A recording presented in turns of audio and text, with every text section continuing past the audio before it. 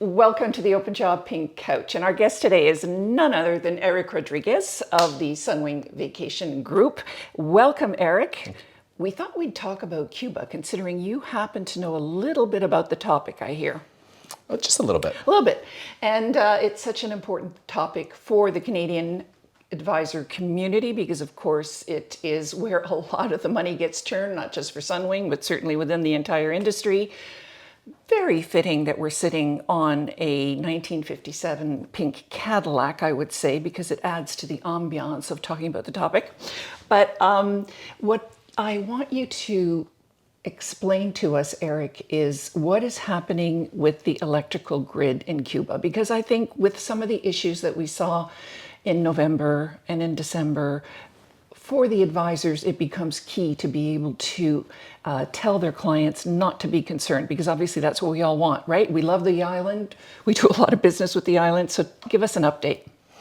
Well, they had a situation last year where the electrical grids were failing one after another, and it wasn't because of they were all damaged or they were all breaking down. It was simply that they were all interconnected, and once one failed, it would put more strain on the second one and on the third one, so it just became a domino effect and they were all failing. Now, that being said, all the hotels have backup generators, so the tourists on the island weren't feeling anything. Because as much as we were hearing things on CBC and CTV and the news was getting out, the passengers weren't being affected, or nor the airport services were being affected, because the airports also run on generators. It's a tough positioning in the marketplace when there's a blackout on an island to say, hey, but our generators are working, right? So, I mean, it's great that we are, educating, I guess, the community to be able to say that, but there's still that, reticence when you hear that there's a blackout on the island. So do you foresee that happening again? Well, the honest answer is you can't guarantee, right? I think that one of the things that we're trying to help the Cuban government with is proper communication, because I think communication is key. Yeah. And I think one of the things that the tourist board needs to do is be a little bit more PR-ish with their partners and with the travel community, and just let us know what's happening, when it's happening, and what the measures are being taken place to remedy the situation. Because, for example, we were all in the same boat. We all heard about the electrical power grid. Sunwing, our competitors, we have the benefit of having boots on the ground, and we know, but it's hard to transmit that to the travel agent community. So if the Cuban Tourist Board comes out with a communication saying this is what happened, which I'm saying as if it's easy, but I know that it takes a little bit of work. This is what happened, and we're taking steps to fix it.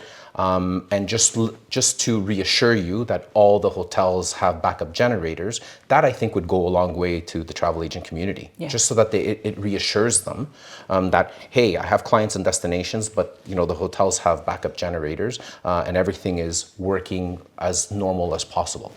Behind the scenes, I would imagine you're on the phone a lot with the Cuban government, correct? Yep. And speed dial. I would. There's the red bat phone right there, because you are a big generator of income for revenue for the island.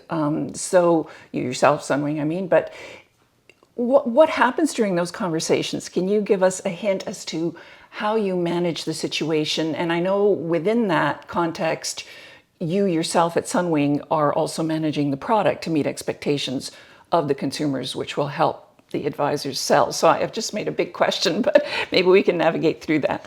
I'll try to answer as best I can. I mean, I think we're in a very privileged position that Sunwing and Cuba have been working hand in hand for many, many years. And for me personally, I've grown through the ranks with various tour operators and managed various destinations. But obviously, we do a lot of business in Cuba. We've earned a position of trust where they ask us our opinion, where we collaborate a lot on trying to fix things. We try to be reactive to what's going on, proactive on a lot of issues, like, not that I want to sit here and, wave the flag and take the credit, but I was a big proponent of getting rid of that Visa card that we had in the planes, because it was operationally very difficult for all the airlines, Sunwing, Transat, everybody, to keep an inventory of those cards per flight, and for Sunwing, we fly from so many gateways to Cuba that just imagine the logistics of receiving those cards from Cuba, having to stamp them in Toronto, and having to distribute them everywhere in Canada, like Bagotville and Montreal and Quebec City. It was a huge undertaking. Yeah.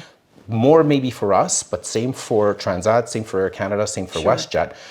And we fought hard for our own good, but also everybody else benefited to get rid of them. And now Sunwing was the first one to get rid of the tourist cards, the Cuban tourist cards, and now everybody is benefiting suit, from the same. Yeah.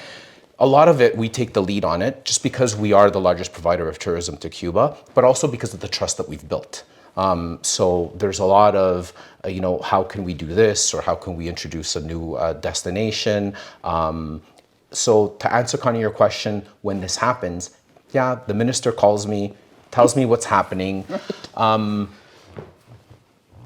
Probably not responding to him as nice as I probably should be, because there's a trust factor and we speak very clearly. Yes. And then we work together on the solution. At this point, we're not focused on reacting to the situation. We're focused more on resolving. So there is a lot of advice given. Then you also have to understand the advice that I'm giving them is based on living in Canada, being in Canada. Then they have to take it back and seeing what's possible. And I'll give you an example. Like some things they transfer over to other departments. So if I'm speaking to the Minister of Tourism and it has to do with airports, well, he has to bring in the Minister of Transportation, and then we have a three-way call. We happen to have that. But then I ask you, if we were trying to have a conversation with the Canadian Minister of Tourism and the Canadian Minister of Transportation, that call would be impossible to have. Yes. In Cuba, we have the privilege of being able to do it The and get relationships things are there, fixed. the strength, the history, and obviously personalities are part of it. Absolutely. Right? Yeah, no, all of that is so important. And I think it gives us a sense of confidence in you in particular at Sunwing, knowing that behind the scenes, you're on the phone and you're having these conversations whenever something potentially crops up or does crop up, which we hope for the balance of the winter, that is not going to happen. So in addition to all of these machinations behind the scenes, you're also doing something within Sunwing which I alluded to earlier, to help the advisors be able to manage expectations of their clientele going to Cuba. Tell us about that. What we've done is realize that our clientele has changed and adapt to it. So, and also with the lighter capacity that we have had this year, we've decided to not offer some of those 2-star, 3-star hotels, but also past, I don't know if you've heard the saying that a 5-star in Dominican Republic is not a 5-star in Cuba. Yeah, sure. And for the most part, the travel agent understood that.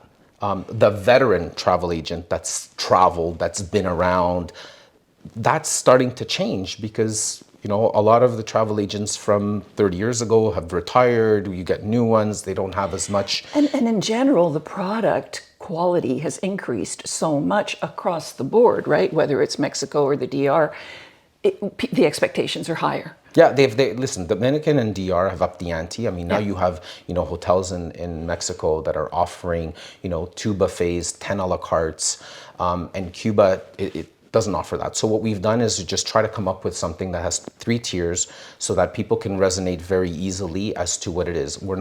We've also addressed star rating. So we've moved down the star rating to be a little bit more realistic in comparison to its counterpart in Dominican Republic and in Mexico. So a lot of the hotels on average, I said we've brought them down about half a star, but also in combination, we've created these 3 tiers that at least gives you on a first look, basic expectations that you can have with each tier. So you've set it up so that there are various hotels packaged under these 3 categories? Yes, so we've come up with 3 categories: core, classic, and comfort. Okay. And basically we give you some basic expectations on all 3 that they fit. It doesn't give you the whole offering of every hotel, but it just gives you an idea of what it has for those 3. And it's just like a very quick and easy guide for everybody that for Cuba, that's what we have. And we're only doing it in Cuba. Okay. And the core is obviously the most basic level where, managing expectations. This is not going to be your 5-star deluxe, etc. But it Correct. will meet your needs. And I think what our job is to identify the right clientele for the right product. And I think that Bingo. when we get to that, I think it works. And I think what we've always struggled with Cuba is to represent the hotels for the proper client. Because when you leave it open, which we've all are guilty of doing, then we inevitably get the wrong client for the wrong product, and that will generate a complaint or a bad review on TripAdvisor, or Yeah. Yeah. And then the advisor ends up really holding the bag, and we do not want that. So, Well, and listen, a lot of what we did is also to help the travel advisor. Exactly. Because we know that the prices for Cuba are a lot cheaper than everything else. So by relation, your commission is a lot lesser. But we don't want, because it's lesser commission, we don't want it to generate more work. Right? We don't want them to have to feel that for that Right. little commission, now I have to deal with a possible complaint. If we can represent the product in the proper way and you sell it the proper way, you shouldn't have a complaint. So that should give travel very good advisor point. ease of selling. yeah, I hadn't even thought about that, of course. Eric, before I let you go, though, I really want to touch on the human aspect because, you read comments in the various dailies from so many people who are absolutely in love with Cuba, right? I mean, there's such a strong connection with the island amongst Canadian population. And so those people feel also for the Cubans, right? And they love the Cuban people, and that's why they go back year after year, whatever the conditions. I mean, obviously there has to be a minimum, but still, they love that. And a lot of advisors too have a love affair with the Cuban people. When you go down there, and when the advisors listen to this, what would you suggest maybe would be some step that they might take towards, I don't know, creating those relationships, those ties with the island, strengthening those ties? Because I know, like, when we used to go down, we'd bring suitcases of clothes. I don't even know if that's still something that is useful. Is it? What do you do when you go down there? Your question is so interesting, but it's also very loaded because it Okay. also transcends into something that I really want to touch on a personal level. Okay. And it's about resonate with the people. Yes. Right? I think we come in whether we like it or not, we are privileged to live where we live and to have the access of everything that we have access to. And whether it's called Cuba or Dominican Republic or in some places of Mexico, they don't have access to the same things that we do. And I think sometimes, and I'm not saying Canadians, you have to understand that these resorts and these people receive people from everywhere in the world. And some people are a lot more arrogant and some people are a lot more humble. And I find with Cuba, Canadians are a lot more humble. Mm-hmm.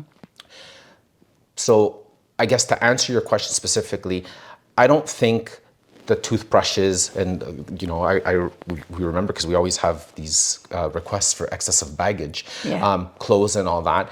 I mean, look, the caps and things which goes with every destination. I just think that we need to be open to the culture of tipping. Right? And I think it's such a taboo subject because everybody reads the word all-inclusive, and there's a lot of people that think all-inclusive includes tipping. And I just think that if we're respectful with the people and take an interest into who they are and what they're doing, and remember that they're doing a job of providing you a service, then just the simple thing which we do here, Yes. which is we give gratuities for service, do the same down there. Right. A tip is based on the service that you're given. But I'm telling you, if you give tips, you will see the service coming back to you tenfold. Yeah, of course. I can see how it's uncomfortable, of course, because it's not something that we want to advocate for. But on the other hand, it is not the fault of the people on the island that there is a policy that limits their ability to make a living. And they're working just as hard as you and I, and they certainly deserve to be rewarded. So I thank you for having the courage to bring that out onto the table, because it's a very, very valid point. Well, it is. Yeah. Listen, we can't get involved in the politics of another country, just like we don't want other countries to get involved into our politics. So it is what it is. But the one thing that we know that resonates in any country, and it goes directly to their pocket, is tips. Tips. Right? Yep. We can't, Sunwing or any company cannot advocate as to, what their minimum salaries are. That's for their own governments to manage. just like we have our own problems with our own governments Yeah. here, and Yeah. it's a very delicate subject to. But soon we'll be an American country as the 51st state. I'm just looking forward to our dollar being at par. Yeah. Oh, great. That's a big benefit. Then we'll have access to all the single dollars. We get rid of the loonie and all that clinky clanking in our pockets. Be rich. Thank you so much, Eric. This was very elucidating and obviously from the heart. So really appreciate you coming here and bringing us an update on the beautiful island of Cuba. Thank you. Thank you very much.